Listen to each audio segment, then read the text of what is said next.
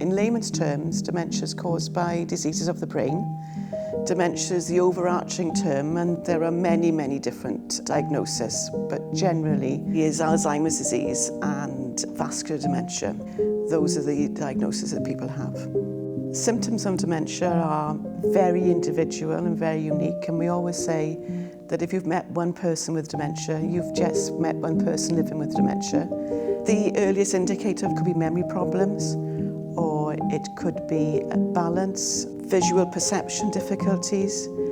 There is a lot of research going into dementia now, and there's so much we don't understand that universities are now beginning to uncover.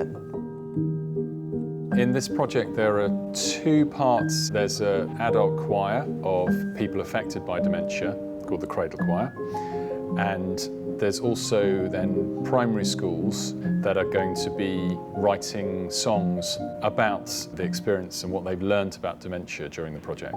The Cradle Project is really about community and bringing people together around dementia awareness and supporting one another, and that means thinking about the things that are important to all of us, such as home, how we make friends, how we support one another.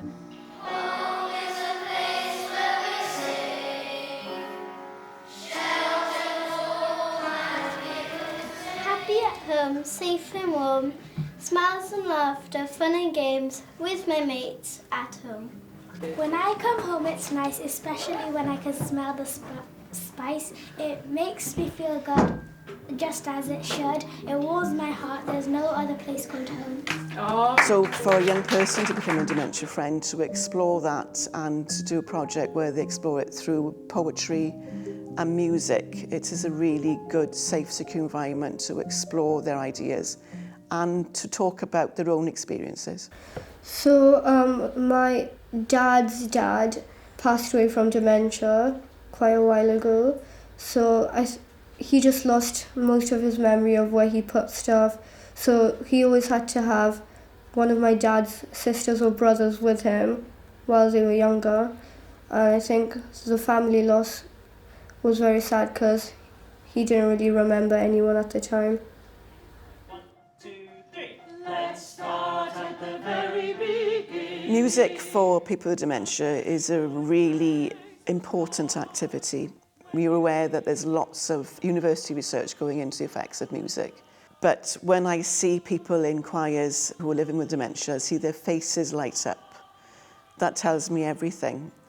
Music enables people to become themselves again, to communicate. They can sing the songs that they knew, and they can actually take part in a joint activity with their family, with their carers, and with friends who they've made in the choir. The Cradle Choir is quite an innovative approach in having the choir at a time when carers who are working, who maybe not be able to join activities during the daytime, they can join the activity in the evening, and I think that's wonderful. My wife's grandmother, a few years ago, she had dementia for quite a while, and we went to visit her a lot. She lived quite near us, or she was staying quite near us, so that was difficult to see that and the change that made to a person you knew well, and the way their personality changed. But it was interesting that music and singing did stay, and that, which a lot of people talk about, but that really was a noticeable thing. She could remember words to songs, you know, all the words to a song, even though she couldn't remember loads and loads of other things. So that was a really powerful thing for me. My very best friend of 65 years had a bleed in the brain, and she's now been diagnosed with vascular dementia and Alzheimer's. We used to sing duets together, and actually music still gets her going, and we were singing the other night songs of praise, and word for word, perfect. I think it helps you to release endorphins, feel-good factor. You come out feeling more confident, happy. You feel like you've had a wonderful time or a wonderful experience. and my clients tell me that they have had a wonderful time and they make new friends and they feel safe while they're doing that, which I think is excellent. All of these lovely faces that have come all the way from St Helens School in Swansea. Shall we? Yeah, shall we give them a round of applause for coming here?